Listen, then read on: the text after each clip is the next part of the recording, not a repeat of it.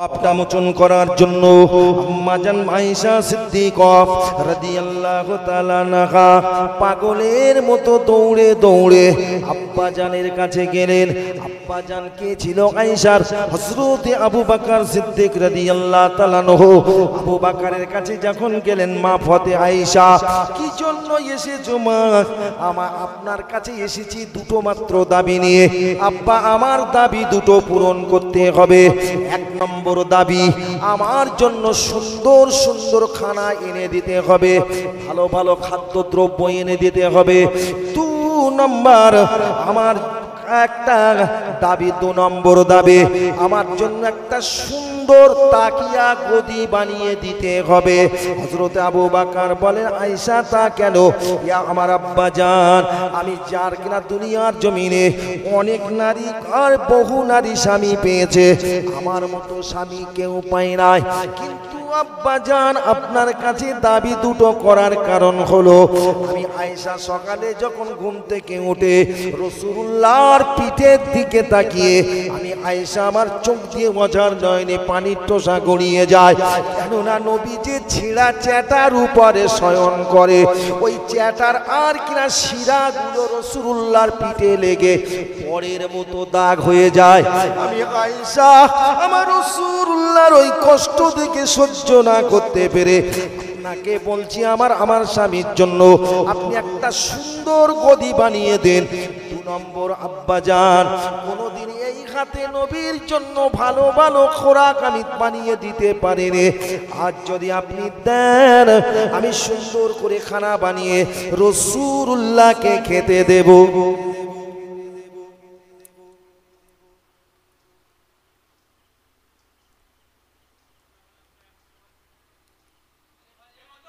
থাক,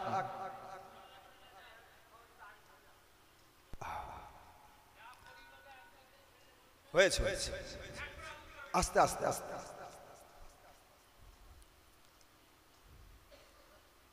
আল্লাহু আকবার। কি বলছি? আবু বকর দেবেন? কথা বলছেন না কেন?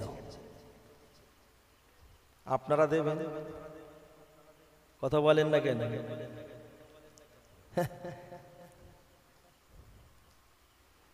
ইসলামের জন্য চাঁদা চাইতে গেলে কি বলে? বলে খোকা খুব টানাটানি যাচ্ছে।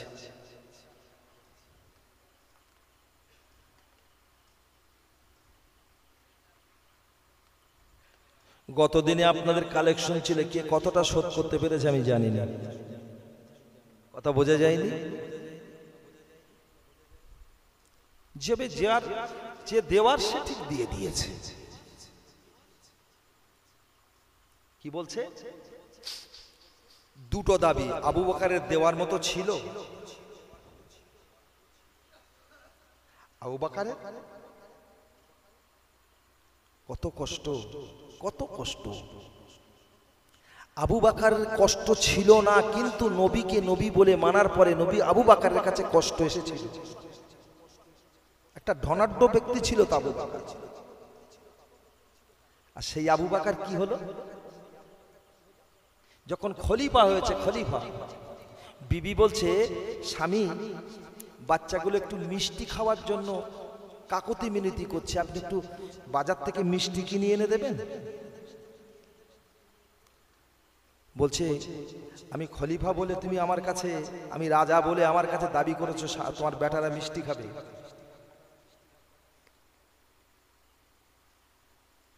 আমার পকেটে কানা পয়সা নেই, দিতে পারবো না। কিতাবের মধ্যে লেখা আছে, হযরত আবু বকর বললেন, বেবে যে দাবিটা তুমি আমার কাছে রেখেছো প্রত্যাখ্যান করো।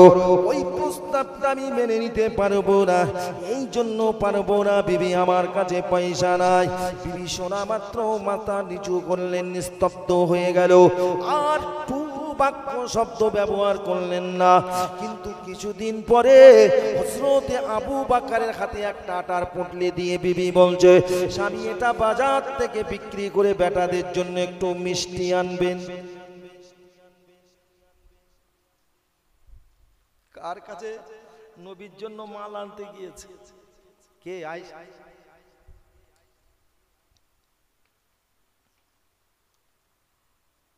বেটারা খাবে বলছে নেই,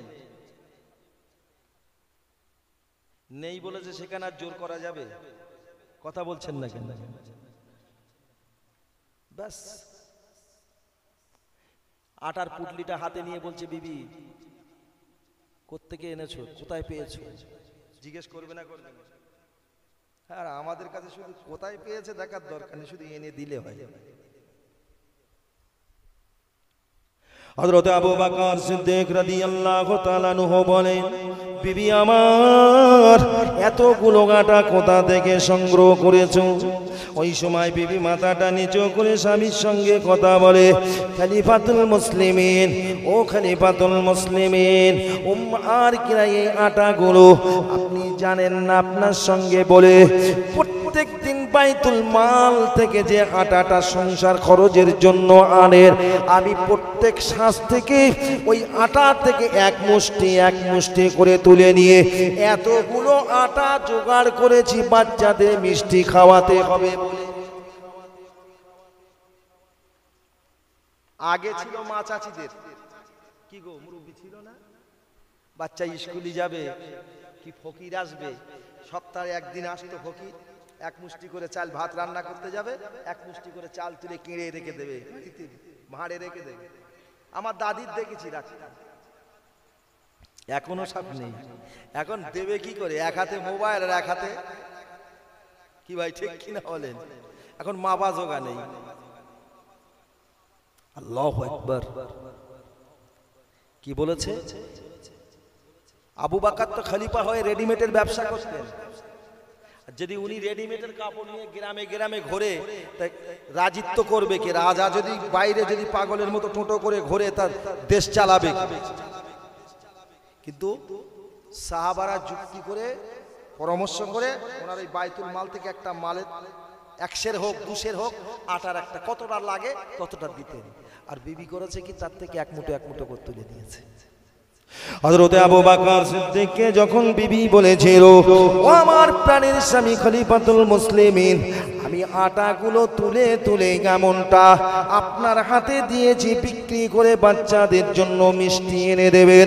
হযরত আবু বকর সিদ্দিক আটার পুটলিটা নিয়ে বাজারে গেলেন। না না না না না, কিতাবে এসেছে হযরত আবু বকর আটার পুটলিটা নিয়ে সোজা চলে গেল বাইতুল মালের যিনি দরওয়ান আটাটা নিয়ে বাইতুল ফান্ডে জমা করো।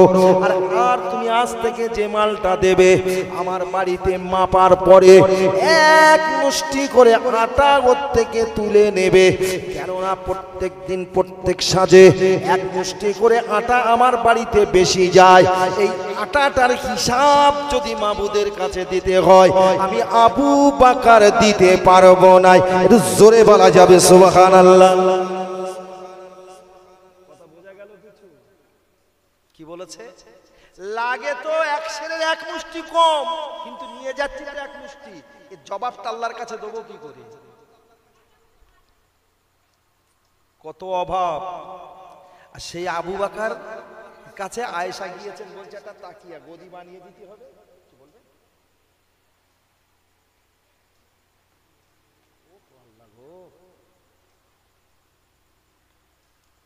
যদি লাইন একটা ধরেছি, যদি লাইনই বাদে তো হবে না। দুরূদ শরীফ আল্লাহুম্মা, আওয়াজ দিয়ে জোরে জোরে। ওয়ালা আলে সাইয়্যিদিনা।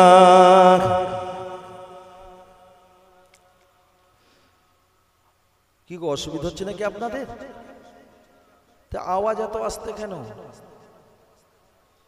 মাগরিবের আগে যখন গরম ছিল, একটা ভালো গরম ছিল, পানি হবার পরে অন্তত গরমটা কমেছে না? হ্যাঁ, তাহলে ঠান্ডায় তো সবকিছু জুত লাগে, একটু আওয়াজ দেন না।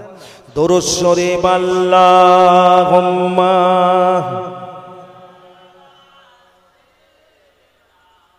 মাওলানা।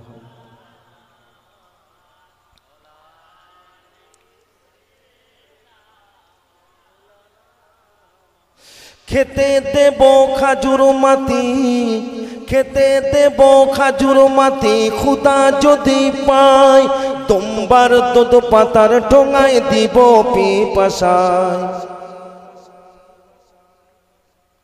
আমার নবীকে লক্ষ্য করে হালিমাতু সাদিয়া কলিজার টুকরা মেষ চড়াতে যাবে, তাই আমার নবীকে সঙ্গে করে নিয়ে যাবেন। তাই মাকে সান্ত্বনা দিতে কি সুন্দর করে ছেলেরা বলছে, কবির ছন্দে কবি বলছে, খেতে দেব খাজুর মাটি খুদা যদি পায়, তোমার দুধ পাতার ঠোঙায় দিব পিপাসায়। হাজির হব হাজির হব হামেশা তার খেদমতে সবাই, তোর মোস্তফাকের দেনা মাগো সঙ্গে নিয়ে যায়। আল্লাহুম্মা জোরে জোরে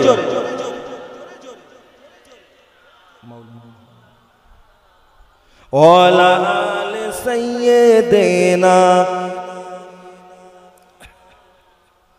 আদর করে লহ হাওয়া আদর করে লহ হাওয়া গায়ে নাহি লাগে,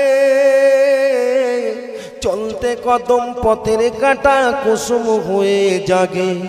লুকায় সরোজ লুকায় সরোজ থেকে মাতার পেশানি রসনাই, তোর মোস্তফাকের দেনা মাগো সঙ্গে নিয়ে যায়। আল্লাহুম্মা সাল্লি আলা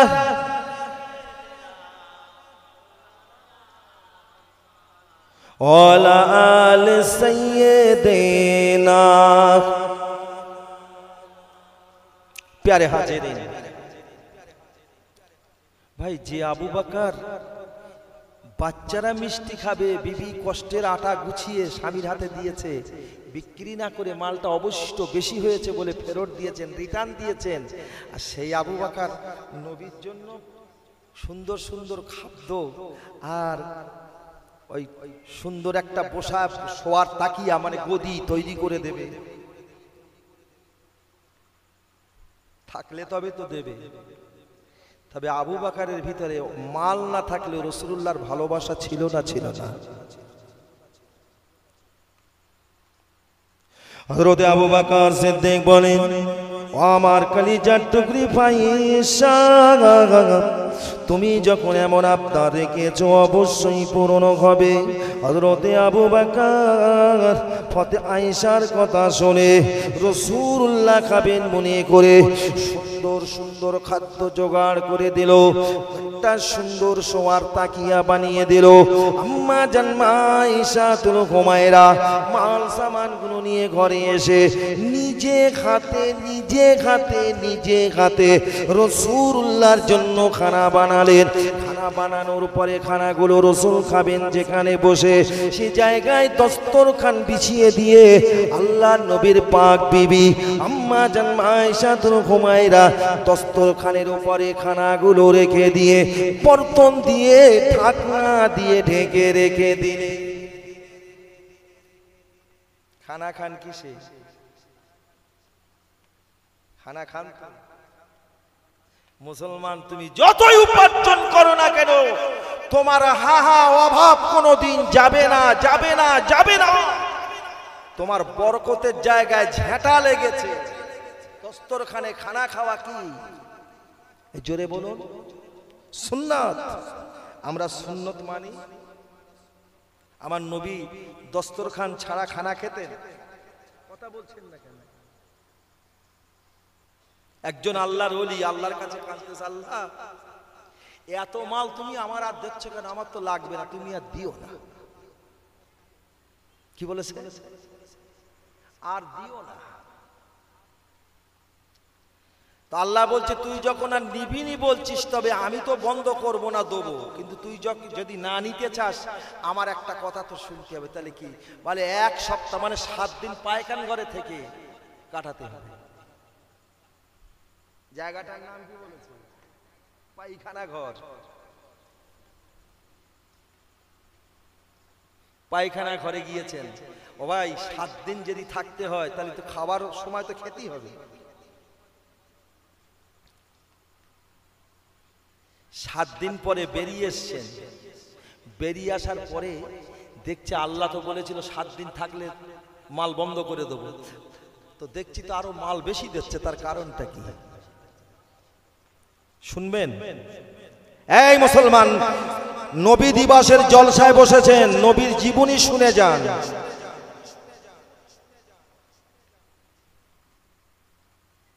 তবে এখন সমাজ মাঝে মাঝে দস্তরখান যেটা ব্যবহার করে, আমি তো বলি এটা কিন্তু ঠিক নয়।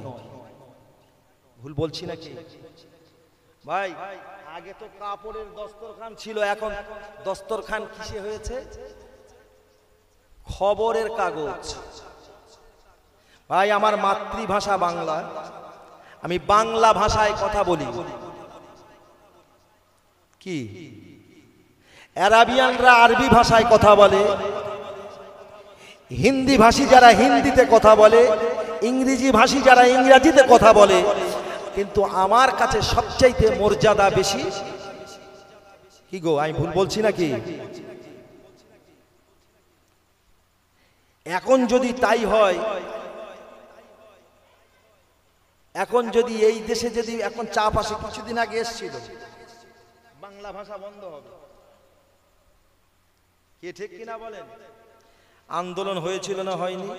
কারণ আমার জাতীয় ধর্ম ভাষা, আমার মাতৃভাষা বাংলা, তুমি এর উপরে আক্রমণ করো কি করে? হতে দিচ্ছি না, দেবো না।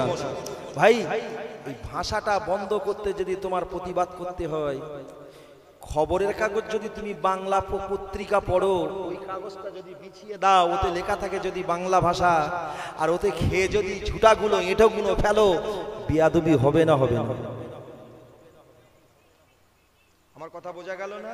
ওয়াজ ভালো লাগবে না? যে দেশে বাস করি সে দেশের আইন মানা আমার জন্য কিন্তু ফরজ। আমার কথা বোঝা গেছে?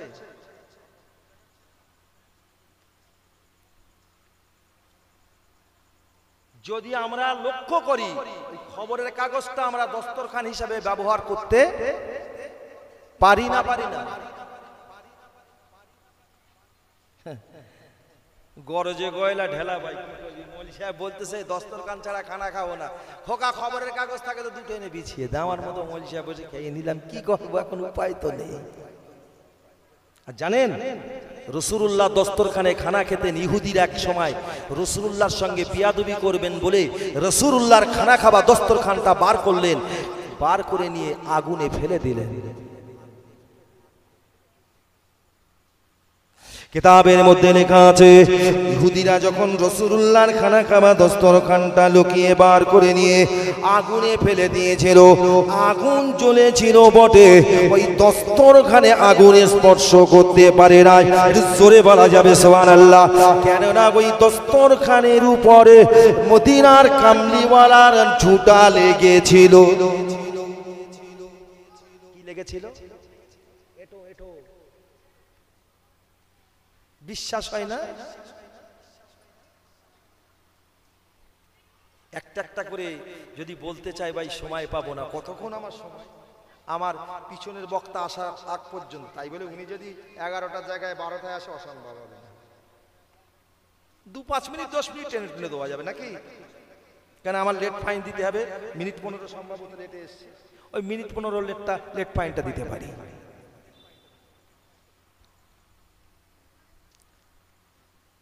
বিশ্বাস হয় না? একটু লক্ষ্য করুন, কটা কথা বলবো।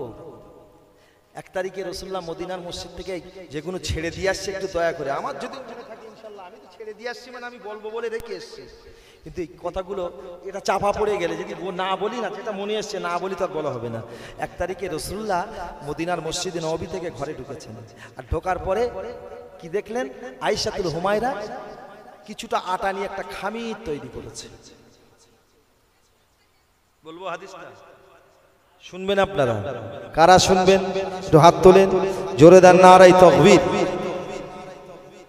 কি করেছে? আচ্ছা, আমি যদি মাঠ থেকে হাড়ভাঙা খাটুনি খেটে এসে বাড়ি, ও তো খামির তো দূরের কথা, যদি রুটি না তৈরি হয় গিন্নিরই ভালো চোখে দেখবো? এই নবী দিবস করছো তাই বলছি। আর তোমার নবী কি করেছে নবীর জীবনী শোনো। ঘরে ঢুকতো রসুল, যদি দেখতেন বিবিদের হাতে কাজ, কি করতেন? নবী পাশে বসে দেখতেন, কথা বলেন না। রাসূলুল্লাহ নিজে হাত লাগিয়ে বিবিদের সহযোগিতা করতেন। সুবহানাল্লাহ সুবহানাল্লাহ। তাহলে নবীর এই যদি আদর্শ আমরা যদি জেনে থাকি, তাহলে আমাদের কর্তব্য কি? আর এই আদর্শ যদি মেনে চাঁদের দেশে মহাকাশ অভিযানে গিয়েছে, এই নিয়ে যদি মাতামাতি না করে মানবতার নবী আমাদের কি শিক্ষা দিয়ে গেছে, সেই শিক্ষাটা যদি আমল করতে পারি, খোদার কসম দিয়ে বলছি, কোনো ঘরে স্বামী স্ত্রী অশান্তি হবে না, হবে না, হবে না। স্ত্রী তাকে ভালোবেসে গলার মালা করে রেখে দেবে, কারণ এরাম স্বামী আর হতে পারে না। কি ভুল বললাম নাকি? আমার রসুল ঢুকি দেখছেন বড় খামিরের দল আয়েশা, এতটা আটা খামির তুমি এক হাতে তৈরি করবে তো সময় লেগে যাবে, চলো দুজনে মিলে রুটিগুলো তৈরি করি। সুবহানাল্লাহ সুবহানাল্লাহ। আল্লাহ নবীর কথায় মা আয়েশাতুল হুমায়রা রাজি হয়ে গেল। উনুনের পাশে বসলেন।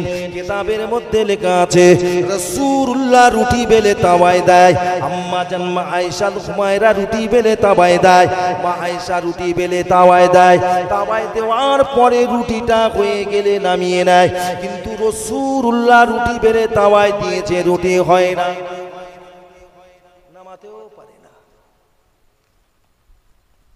মা রুটি বেলে তাওয়ায় দেয়, হয়ে গেলে নামিয়ে নেয়। রুটি বেলে তাওয়ায় দেয়, হয়ে গেলে নামিয়ে নেয়। দুজন যদি একসঙ্গে কাজ করে, কেউ যদি বেশি করে, কেউ যদি কম করে, বেশি করা মানুষটা কম করা মানুষকে বলবে না, বলবে না এই কি হচ্ছে, আয় তাড়াতাড়ি আয়। আম্মা জান মা আয়েশাতুল হুমায়রা রাসূলুল্লাহকে বললেন, ইয়া রাসূলুল্লাহ হাবিবাল্লাহ, খামিরের দলাটা বড় দেখে তৈরি করতে দেরি হবে, তাই আপনি আমার সহযোগিতা করার জন্য উনানের পাশে বসলেন। আপনি রুটি বেলে তাওয়ায় দিলেন, আমি আয়েশা রুটি বেলে তাওয়ায় দিলাম। কিন্তু আল্লাহর নবী আমি রুটি বেলে তাওয়ায় দে, হয়ে গেলে নামিয়ে নে, রুটি বেলে তাওয়ায় দে, হয়ে গেলে নামিয়ে নে। কিন্তু আল্লাহর নবী গো, আপনি রুটি বেলে তাওয়ায় দিয়েছেন, এখনো একটাও রুটি আপনি কমপ্লিট করতে পারলেন না। কারণটাকে নবী আমার মনে মনে চিন্তা করে, আয়েশা যে সওয়ালটা করেছে, এই সওয়ালের জবাবটা কিভাবে দিতে হবে আমি তো জানিনি। কেননা কোরআন বলেছেন, ওয়ান্নাজমি ইযা খাওয়া মা দাল্লা সাহিবুকুম ওয়া মা গাওয়া ওয়া মা ইয়ানতিকু আনিল হাওয়া। আল্লাহর কোরআন বলেন, আমার নবী তোমাদের কাছে যে কথাগুলো শোনায়, যে কথাগুলো বলে, অবশ্যই নবী নিজের থেকে মন গড়া কথা বলে না। আমি জিবরাইল মারফত আমার নবীকে যেটা জানাই সেটাই নবী বলে। একটু জোরে বলা যাবে সুবহানাল্লাহ। নবীর কথা যেটা, সেটা আল্লাহর কথা। নবীর কথা কার কথা? জোরে বলুন।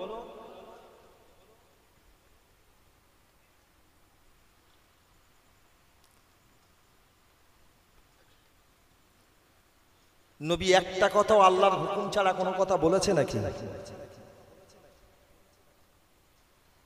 তাহলে মা আয়েশা প্রশ্ন করেছে, আমার রুটি হয়ে যাচ্ছে আপনার হয় না, কারণটা কি? একসময় একজন সাহাবা নবীকে এসে বলছেন, হুজুর আল্লাহর একটু ডাকবো, আল্লাহ দূরে না নিকটে? এটা সাংঘাতিক প্রশ্ন। প্রশ্নটা সাংঘাতিক নয়? কথা বলছেন না কেন? নবী বলছে তা কেন? তাহলে দূরে হলে জোরে ডাকবো, কাছে হলে? কাছে হলে এগুলো কোথায় ছিল? এখন আমার পরে একটা বক্তা, তারপরে বিরিয়ানি। বিরিয়ানি হয়েছে তো নাকি? মাশাআল্লাহ। আরে বিরিয়ানির কালেকশন ছিল, হবে না মানে? বিরিয়ানির খদ্দের তো গজ গজ করতেছে। লেবুতলার বাজার বসে যাবে ইনশাআল্লাহ, অসুবিধা হবে না। এখন জানে পাক্কা 4 ঘন্টা বসে খিচুড়ি দিতে হবে, অসম্ভব। এখন মুসলমান, ধর্মের মুসলমান কটা, খাওয়ার মুসলমান বেশি।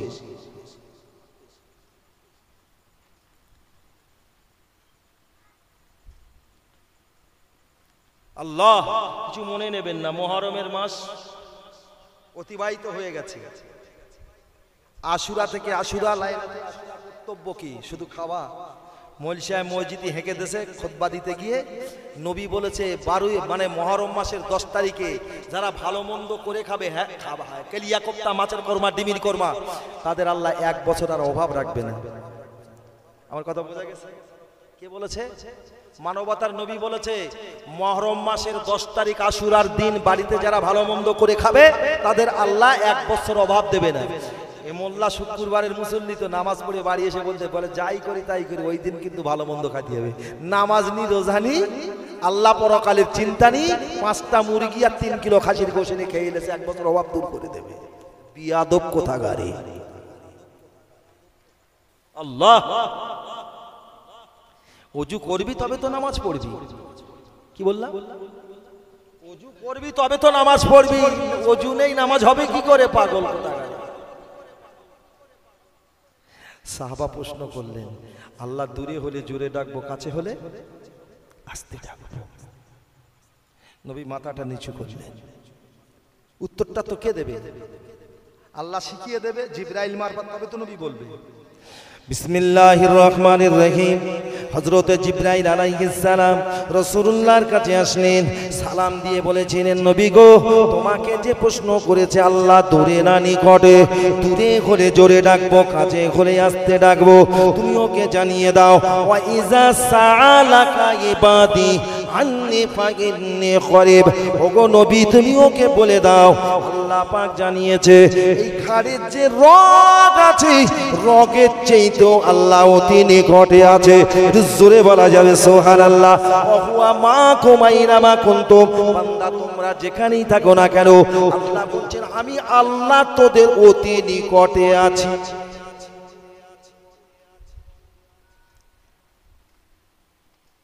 আল্লাহর নবী শুধু বোঝানোর জন্য কথাটা বলছি।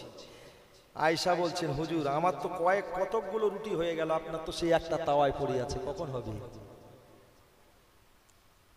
আল্লাহ নবী বলে, ও বিবি আয়েশা, মদিনার মসজিদে নববী শরীফ থেকে নামাজটা আদায় করে ঘরে ঢুকতে তোমার হাতে খামিরের দলাটা দেখে আমি মনে মনে ভেবে নিলাম এই আয়েশা করে দীর্ঘ সময় লেগে যাবে, কষ্ট হবে মনে করে আমি তোমার সঙ্গে হাত লাগিয়েছে। তুমি আমার মতো রুটি বেলে তাওয়ায় দাও, হয়ে গেলে নামিয়ে নাও, রুটি বেলে তাওয়ায় দাও, হয়ে গেলে নামিয়ে নাও। কিন্তু আমি রাসূলুল্লাহ তোমার মতো রুটি বেলে তাওয়ায় দিয়েছি বটে, কিন্তু রুটি তোমার মতো হয় না কেন আমি রাসূলুল্লাহ বলতে পারবো না। ফেরেশতা জিবরাইল নবীর কাছে এসে সালাম দিলেন, আসসালামু আলাইকা ইয়া রাসূলুল্লাহ, আসসালামু আলাইকা ইয়া হাবিবাল্লাহ।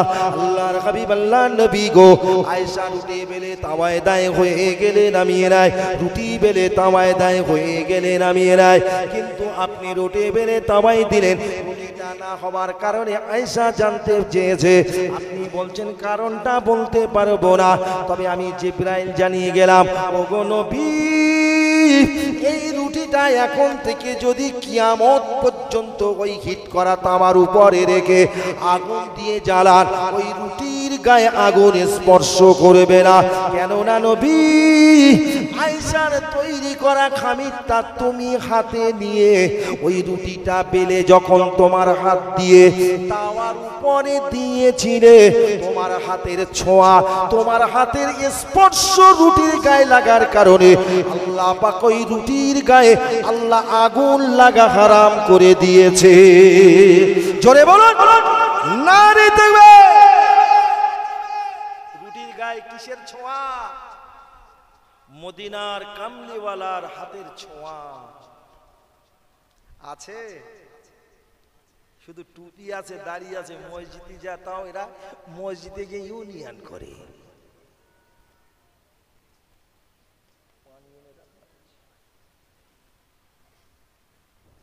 ভাই অসুবিধা হচ্ছে আপনাদের?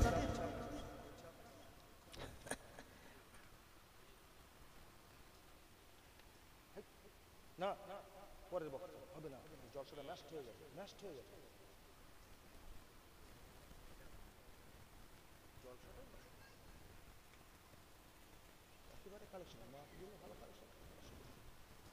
দুরূদ শরীফ। আল্লাহুম্মা, জোরে জোরে জোরে জোরে, আওয়াজ নেই কেন?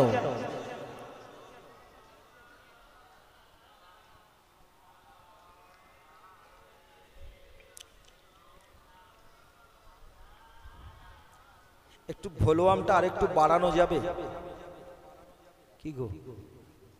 যে মানুষের দিলে দরুদের ভালোবাসা আছে, সেই মানুষটার উপরে দরুদের দয়া আছে না? দয়া যদি পেতে চাস, ভালোবাসা যদি পেতে চাস, দরুদের আমল করে নে পাগো। তো আওয়াজ দিয়ে মহব্বতে আল্লাহুম্মা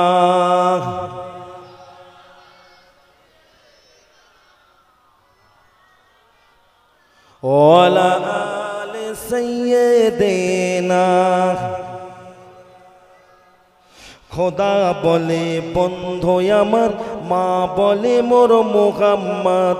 খোদা বলে বন্ধু আমার, মা বলে মোর মুহাম্মদ। কালো কামলিতে ঢাকা কেমন আমার প্রিয় রহমান। কালো মেঘে হাসছে যেন দাদর শিরোই চাঁদ। খোদা বলে বন্ধু আমার, মা বলে মোর মুহাম্মদ। খোদা বলে বন্ধু আমার, মা বলে মোর মুহাম্মদ। কোন সাধনা,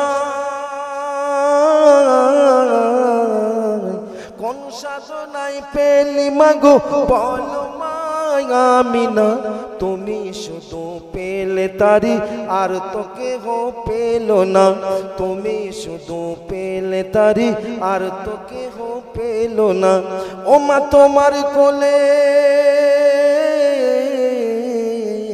ও মা তোমার কোলে আজকে দোলে আর সোয়ালা নূরের চাঁদ। খোদা বলে বন্ধু আমার, মা বলে মোর মুহাম্মদ। খোদা বলে বন্ধু আমার, মা বলে মোর মুহাম্মদ। আল্লাহুম্মা, জোরে জোরে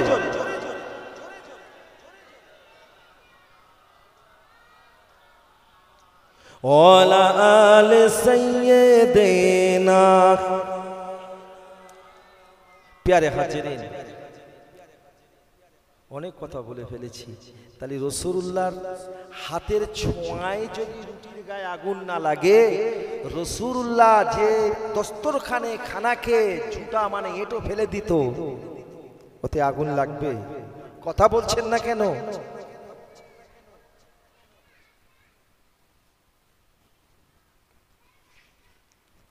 দস্তরখানের কথা বললাম, তবে দস্তরখান পেতে খানা খাবেন, আপনার সংসারে উন্নতি হবে, খানায় বরকত হবে।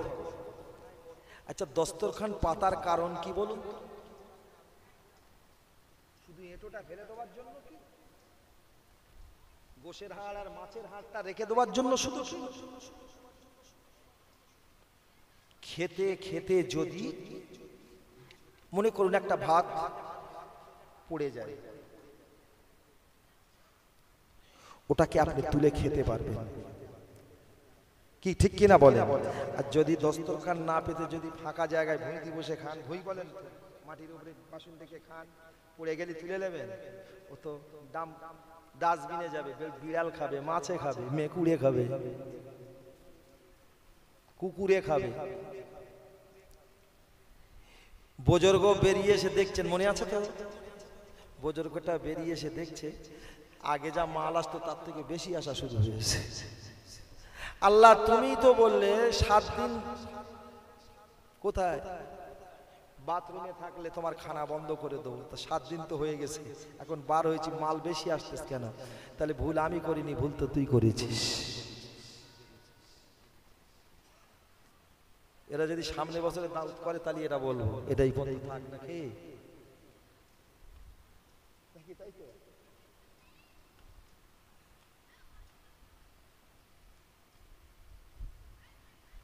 কি বলছে আল্লাহ? কি বলছে? তুই ভুল করেছিস, আমি করিনি। আচ্ছা, আল্লাহর ভুল হয়? কথা বলছেন না কেন?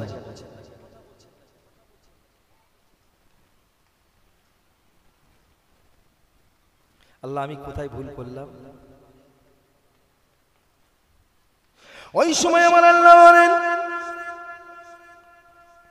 হে আমার বান্দা, আমি আল্লাহ পাক তোমার কর্ম দেখে আমার রহমতের মাল থেকে উপরে গন্তি দিতে এত দোয়া দিয়ে ফেললাম, তুমি আর রাখার মতো জায়গা পেলে না বলে আমার কাছে আবেদন করেছো।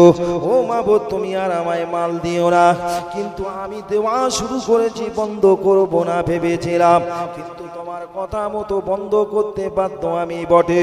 তবে একটা কাজের বিনিময় বান্দা, তোমাকে বলেছিলাম তুমি বাথরুমের ভিতরে 1 সপ্তাহ কাটিয়ে দেবে, কিন্তু আমি দেখেছি তুমি 1 সপ্তাহ বাথরুমের ভিতরে কাটিয়েছো বটে।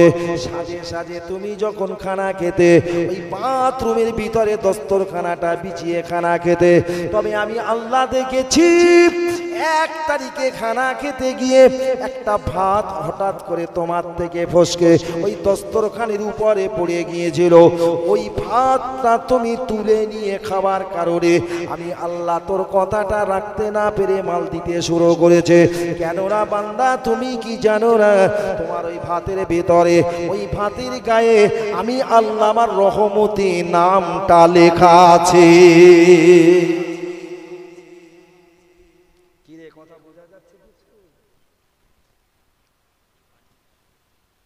তুই তো আমার রহমত থেকে বঞ্চিত হবি না বলে কাজটা করেছিস।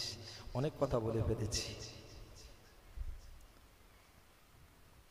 রাসূলুল্লাহর কথা বলছি, আমি আগেই বলেছি যা বলবো নবীর কথা বলবো, নবীর জীবনী।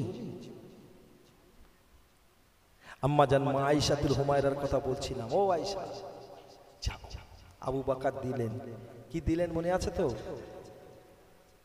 কি দিলেন? ভালো ভালো রসুল খাবে খাদ্য আর একটা সুন্দর তাকিয়া। আর আয়েশা ঘরে এসে কি করলেন? রসুলের শোবার জায়গা থেকে ছেঁড়া চাটাটা তুলে সরিয়ে দিয়ে গদিটা বিছিয়ে দিলেন, আর নিজে হাতে করে রাসূলুল্লাহর জন্য সুন্দর সুন্দর খানা পাকালেন। আল্লাহ নবী দো জাহানের বাদশা ঘরে প্রবেশ করে আম্মা জান আয়েশাতুল হুমায়রাকে বললেন, ও বিবি আয়েশা, খাবার জন্য কিছু কি ব্যবস্থা আছে? আম্মা জান জবাবে বললেন, ইয়া রাসূলুল্লাহ, ইয়া হাবিবাল্লাহ, আল্লাহর হাবিব, আল্লাহর নবী গো, আমি অবশ্যই আপনার জন্য খানা জোগাড় করে রেখেছি। ঘরের প্রবেশ করুন, দেখুন দস্তরখানের উপরে আমি আয়েশা আপনার জন্য খানা রেডি করে রেখেছি। রাসূলুল্লাহ দস্তরখানের পাশে বসলেন। এবার দস্তরখানের উপরে যে খানা রাখা ছিল, দস্তরখানের উপরে খানার ঢাকনাটা উঁচু করতে রাসূলুল্লাহর চোখের কোণায় পানি। আয়েশা রে, এ খাদ্য কেন আমার জন্য তুমি জোগাড় করেছো? আমি রাসূলুল্লাহ এ খানা তো কোনোদিন খেতে পারি না। আয়েশা, এ কেন এত দামি দামি খোরাক কেন? আম্মা জান আয়েশাতুল হুমায়রা চোখের পানি ছেড়ে দিয়ে ঝরঝর ঝরঝর ঝরঝর করে কেঁদে বলেছিলেন, ইয়া রাসূলুল্লাহ, হাবিবাল্লাহ, আমার মতো স্বামী পৃথিবীর জমিনে কোনো নারী পায় নাই গো। তবে স্বামীকে স্ত্রীরা অত্যধিক ভালোবাসে, প্রেম করে। আমিও আপনাকে অত্যধিক ভালোবেসেছি, কিন্তু আমি ভালোবাসলেও এই পর্যন্ত আপনার জবানের স্বাদ কতটুকু পেলে খুশি হবেন তেমন খানা রান্না করে আমি আয়েশা কোনোদিন আপনাকে খাওয়াতে পারি নাই। তাই আপনার জন্য আমার আব্বা আবু বকরকে বলে এই খানাগুলো জোগাড় করেছে। আপনি যদি খান আমি আয়েশা বড় খুশি হয়ে যাব। রাসূল বলেন, আয়েশা, এ খানা খাবো কেমন করে? আমি রাসূলুল্লাহ, আমাকে দুনিয়ার জমিনে আল্লাহ যাদের জন্য নবী করে পাঠিয়েছে, তারা অভাবের কারণে যদি এমন সুন্দর সুন্দর খানা সংগ্রহ না করতে পারে, জোগাড় না করতে পারে, তাহলে তারা যদি খেতে না পায়, আমি কেমন করে তাদের নবী হতে পারলাম?